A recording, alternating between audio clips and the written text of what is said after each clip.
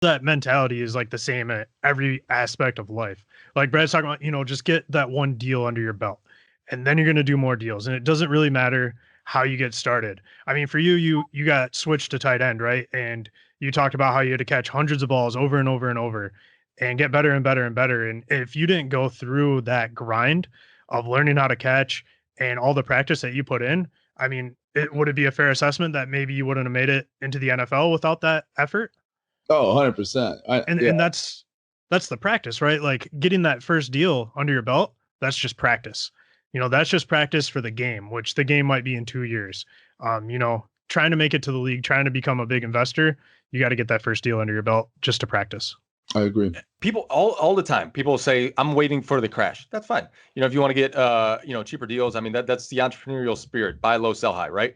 And then they talk about raising money. Well, I'm like, listen here, here's the deal.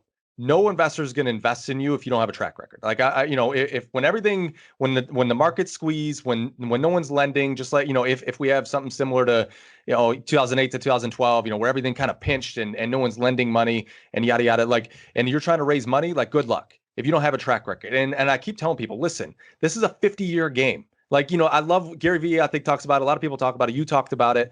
Like, let's look at doing this for 50 years. Okay. Whether the market, crashes tomorrow or in 5 years, if you're in this game for 50 years, it doesn't matter. Okay. If you find a decent deal and you house hack and you live for free, it doesn't matter.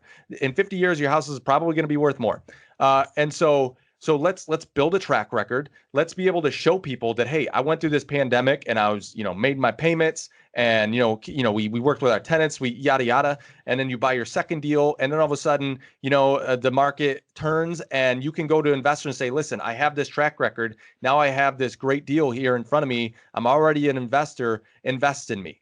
That is way easier than someone saying, hey, listen, I've been listening to Bigger Pockets for 4 years, and I haven't done a deal yet. Will you invest with me? Well, the chance of that happening is probably slim.